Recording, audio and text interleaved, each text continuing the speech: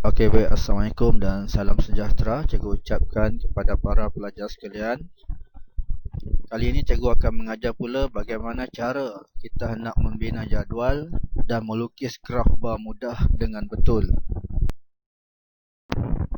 Okey, yang pertama sekali kita lihat dahulu apakah ciri-ciri dan kegunaan jadual. Jadual merupakan cara untuk mempersembahkan sesuatu data dengan lebih tersusun. Data yang dipersembahkan nanti akan jadi lebih mudah dibaca, dipahami dan ditafsir. Okey, kita lihat pula apakah ciri-ciri jadual. Okey, sebuah jadual yang lengkap dia haruslah mempunyai tajuk. Yang kedua, dia perlu ada data atau maklumat, dan yang ketiga, dia perlu ada sumber. Apakah kegunaan jadual? Ada tiga ya, kita lihat yang pertama. Pengkelasan maklumat dalam jadual lebih tersusun dan mudah menarik perhatian orang yang melihatnya. Yang kedua, jadual juga digunakan untuk melihat perubahan dan pertalian antara dua set maklumat. Akhir sekali, dengan jadual juga graf akan dibina berpandukan data atau maklumat yang terdapat dalam jadual. Okey, sekarang kita lihat bagaimana kita hendak membina jadual. Contohnya, ada satu kajian yang kita buat. Kita kaji cara murid tingkatan 3 Cemerlang datang ke SMK Bagan Serai pada tahun 2019. Kita nak lihat apakah kaedah, apakah kenderaan yang digunakan oleh para pelajar untuk datang ke sekolah. Okey, langkah yang pertama, kita susun data mentah yang diperolehi dari kajian di lapangan seperti dalam jadual di bawah. Okey, daripada kajian lapangan yang telah kita buat, kita untuk kelas 3 Cemerlang ada 30 orang pelajar dan kita dapat hasilnya. Ini data mentah ya. Setiap seorang ada cara datang ke sekolah. Ada yang jalan kaki, ada yang naik kereta, ada yang naik basikal. Tapi data ini masih lagi belum tersusun. Jadi kita cuba susun dengan lebih kemas lagi. Okey, langkah yang kedua, kita bina pula jadual kekerapan. Okey, dalam jadual kekerapan ni ada 3 aspek. Yang pertama, kita lihat apakah cara pelajar datang ke sekolah. Di sini ada 5 cara, iaitu menggunakan bas, basikal, jalan kaki, kereta dan motosikal. Jadi daripada jadual yang pertama tadi, kita kira berapakah kekerapan pelajar yang naik bas, berapakah kekerapan pelajar yang naik basikal dan seterusnya. Okey, di sini kita dapat kenal pasti kekerapan bagi bas adalah seramai 7 orang.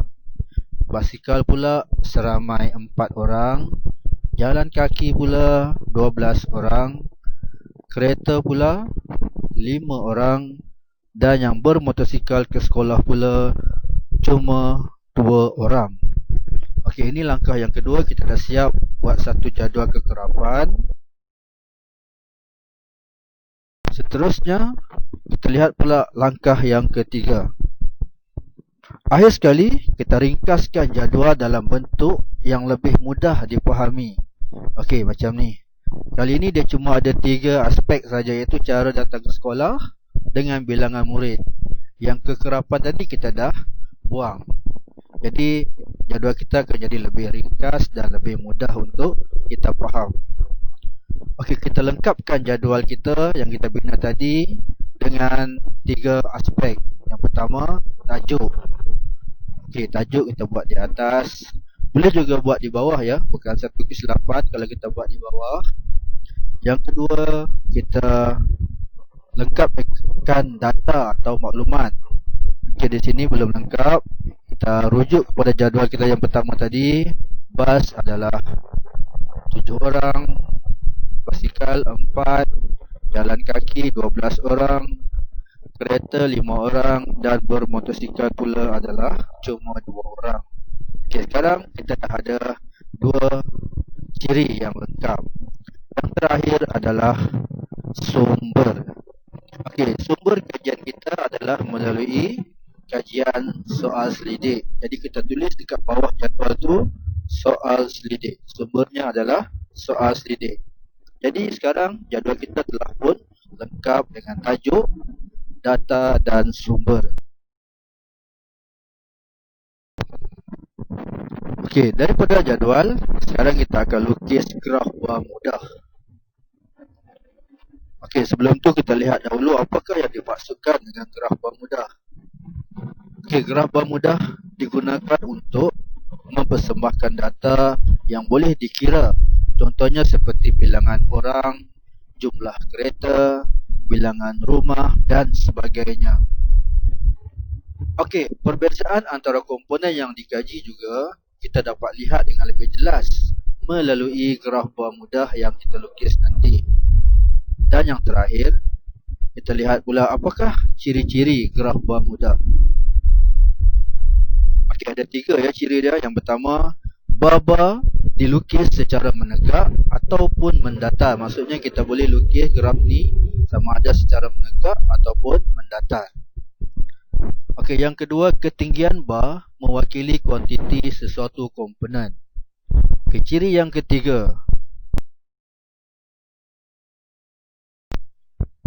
Okey, ciri yang ketiga, graf bermudah terdiri daripada paksi menegak, paksi mendatar, tajuk dan petunjuk.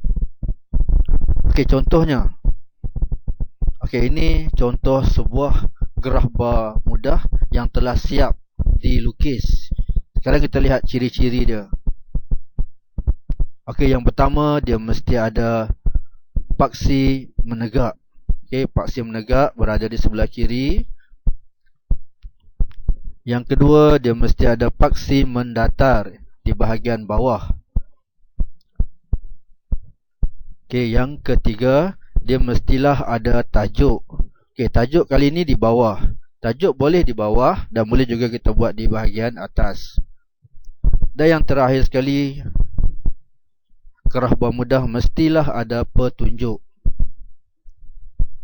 Okey, ada 4 perkara yang perlu ada bagi sesebuah graf bermudah untuk menjadikannya sebuah graf bermudah yang lengkap. Okay, sekarang kita akan buat sedikit latihan bagaimana cara kita nak melukis graf bermudah. Okey, graf bermudah yang akan kita lukis, datanya adalah berasaskan jadual yang telah kita bina tadi. Okey, ini contoh. Ini jadual yang kita telah bina tadi, iaitu kita buat kajian tentang cara murid tingkatan 3 Cemerlang datang ke SMK Bagan Serai pada tahun 2019. Okey, daripada jadual ni kita akan bina sebuah graf bermudah. Okey, langkah yang pertama, apa yang perlu kita buat untuk melukis sebuah graf bermudah? Okey, kita perlu lukis paksi menegak di atas kertas graf. Okey, ini kertas graf. Kemudian kita ambil pembaris, pensel dan kita buat satu garisan yang menegak. Okey, itu akan menjadikannya paksi menegak. Okey, yang kedua, kita lukis pula paksi mendatar pada kertas graf tersebut. Macam tadi juga, kita ambil pembaris, pensel dan kita buat satu garisan yang mendatar di bahagian bawah. Okey, ini menjadikannya paksi mendatar. Okey, sekarang kita dah ada paksi menegak dan kita dah ada paksi mendatar. Okey, apa yang perlu kita buat pula selepas ni? Okey, kita labelkan. Paksi menegak menunjukkan bilangan murid. Jadi kita tulis di bahagian atas tu bilangan murid. Okey, manakala paksi mendatar pula menunjukkan cara murid datang ke sekolah. Jadi kita labelkan di bahagian paksi mendatar, kita tulis cara datang ke sekolah.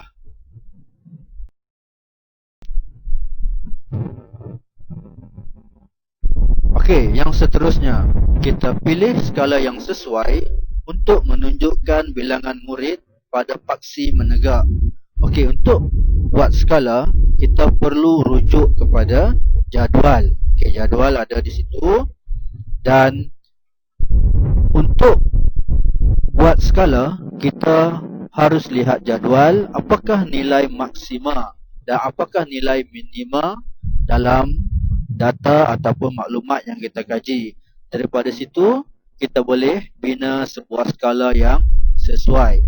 Okey, berpandukan jadual di sini, nilai maksimanya adalah 12. Okey, nilai maksimanya adalah 12. Jadi, skala kita haruslah tak kurang daripada nilai 12. Sebab paling tinggi adalah nilai 12 dalam kajian yang kita buat. Okey, sekarang kita cuba buat skala. Okey, lihat 1, 2, 3 sampai 13. Maksudnya nilai kita pada skala lebih daripada nilai maksima yang ada pada jadual. Okey, skala sudah siap. Sekarang kita nak buat apa pula? Okey, langkah yang kedua, lukis bar mengikut cara murid datang ke sekolah. Satu bar mewakili satu cara murid datang ke sekolah. Dan tinggi bar pula menunjukkan bilangan murid.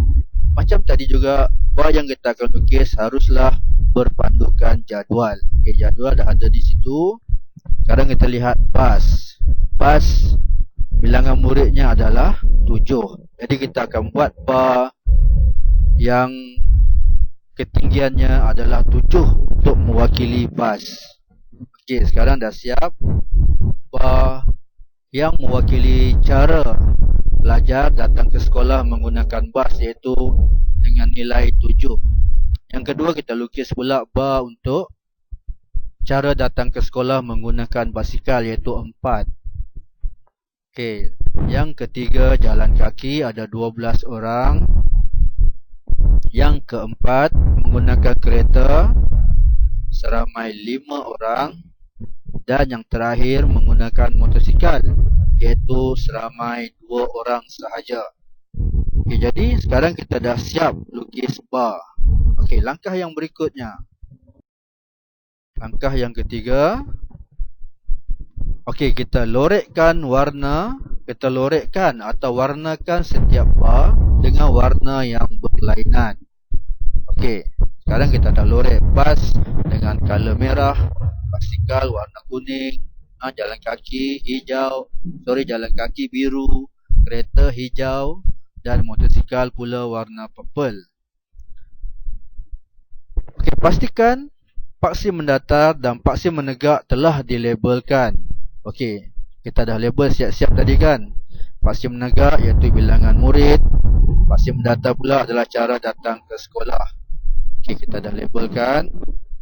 Yang terakhir, pastikan graf bar yang dilukis tadi mempunyai tajuk yang sesuai. Okey, di bahagian atas sudah ada tajuk, iaitu cara murid tingkatan 3 Cemerlang datang ke SMK Bagan Serai. Okey, tajuk di bahagian atas kita dah buat. Yang terakhir, kita sediakan petunjuk bagi setiap bar. Okey, kalau kita lihat ya, di bahagian bawah tu ada kita tulis yang warna merah adalah bas, yang warna kuning basikal dan seterusnya. Okey, kalau kita dah tulis di bahagian bawah tu, dia juga dianggap sebagai kita dah buat petunjuk. Tapi ada juga pelajar yang suka buat petunjuk berasingan. Contohnya macam ni, okey. Lihat di bahagian atas sebelah kanan tu. Okey, kalau kita buat berasingan macam ni pun tidak menjadi satu kesalahan dan dia juga dianggap sebagai petunjuk. Okey, rasanya graf bar mudah kita dah siap. Okey, dah siap. Sekejap je saja kan. Okey. Semoga apa yang cikgu ajar kali ini bermanfaat untuk semua, sehingga kita berjumpa lagi di lain masa. Wabillahi taufiq wal hidayah. Wassalamualaikum warahmatullahi wabarakatuh. Sekian, terima kasih.